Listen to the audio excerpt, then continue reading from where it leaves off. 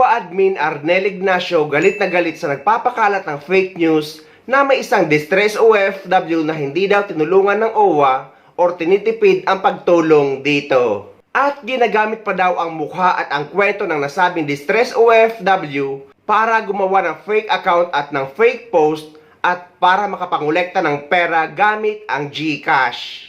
Si Admin Arnel Ignacio po ito ng OWA kasi may napansin kami na umiikot-ikot, nagpa-viral sa kung saan-saang parte ng social media na iniikot nito si Dare to Ask at meron din Mami Jocelyn na naglagay pa ng GCash ng GCash niya at nangungulekta ng pera. Ang nagtataka kami, nandito naman si Jessamea Inyon, naka-check-in, sinek-in ng OWA at yung problema niya ay pinag-uusapan natin. Ito yung si Mami na nag-aantay daw sa airport. Paano siya nag-aantay sa airport? Nandito nga siya kasama namin. At ang kanyang tatay. Okay. Pinakita ko po sa kanila na mayroong nagpo-post at kinakalat at may tumatawag pa sa akin na maawa daw ko. Paano ko maaay? Nandito nga kasama namin. So ako lang pwede kaya magsalita ka baka akala yan, ito ka. Good afternoon po. About po sa post na to, hindi po totoo. Nandito na po sa OWA. Ayan, si Dare kahapon lang po. Ano daw, para ba daw tinipid ka namin ng grabe, hindi ka rin namin inasikaso. Pagdating ko po agad kahapon, lumapit po ako sa OWA, tapos inaksyonan naman po nila agad. Pinangakit po. Oo, may hotel siya.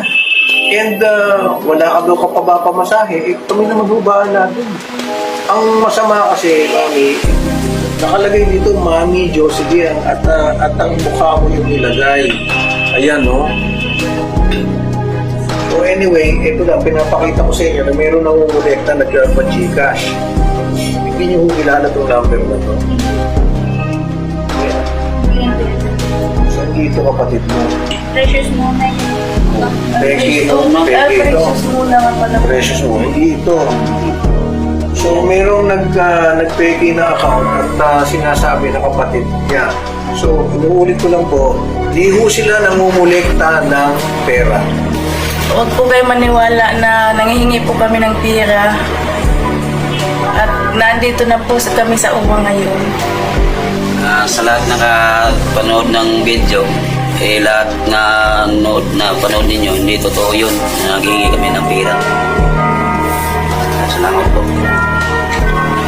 Sige, maraming salamat. At mag-ingat po tayo. Huwag lang po tayong basta-basta bigay ng bigay dahil ako may nag-post sa social media.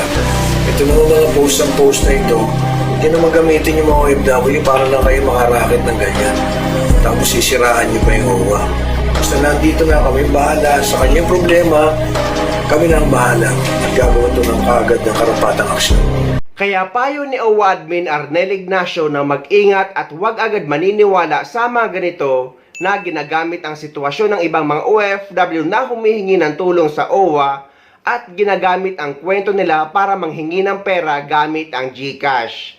At kapag may paninira sa OWA, ay agad itong i-report sa kanila.